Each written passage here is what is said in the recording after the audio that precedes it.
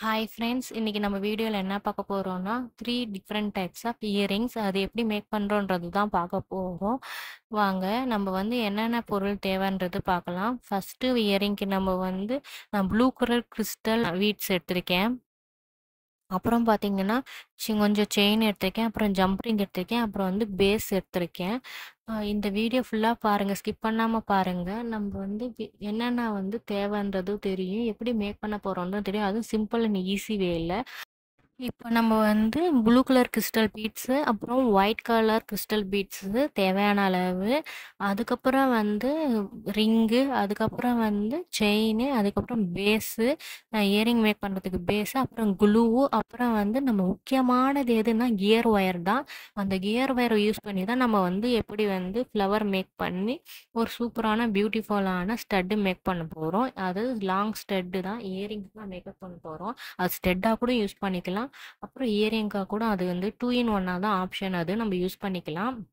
Gear 3 கலரில் இருக்குது, copper, silver, gold. உங்களுக்கு என்ன விருப்பமோ இருக்கோ எந்த கலரில் வேணாலும் நீங்கள் அந்த கியர் ஒயர் யூஸ் பண்ணிக்கலாம். அது நல்ல ஃப்ளெக்சிபிளான கியர் ஒயரு. நம்ம இயரிங்க்கு அப்புறம் செயின் அது மாதிரிலாம் மேக் பண்ணுறதுக்கு, பெரிய பெரிய இதுக்கு மேக் பண்ணுறதுக்கு அது யூஸ் பண்ணியிருக்கோம். கியர் லாக் யூஸ் பண்ணி அதெல்லாம் பண்ணலாம். இன்னும் வரப்போகிற வீடியோஸில் அதெல்லாம் எப்படி மேக் பண்ணலான்றதை நான் சொல்கிறேன்.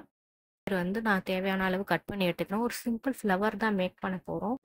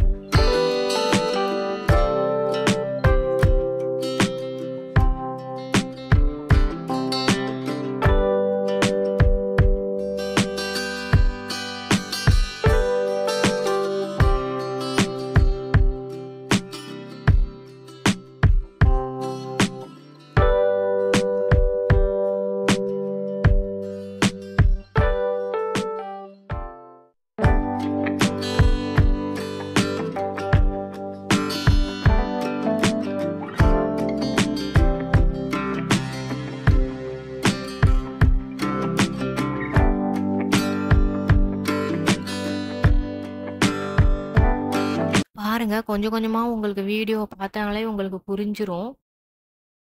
இப்போ வந்து நம்ம ஃப்ளவர் ஃபுல்லாவே மேக் பண்ணி முடிச்சுட்டு என்ன பண்ண போறோம்னா, நம்ம வந்து அதில சென்டர்ல வந்து ஒயிட் கலர்ல வந்து நம்ப மாரி பீட்ஸ் தான் நம்ம ஃபிக்ஸ் பண்ண போறோம். ஒயிட் கலரு க்ளூ யூஸ் பண்ணி தான் அத மேக் பண்ண போறோம்.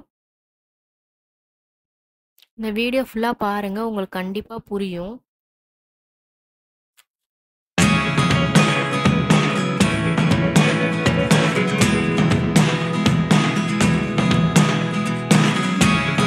Never really know what's going on.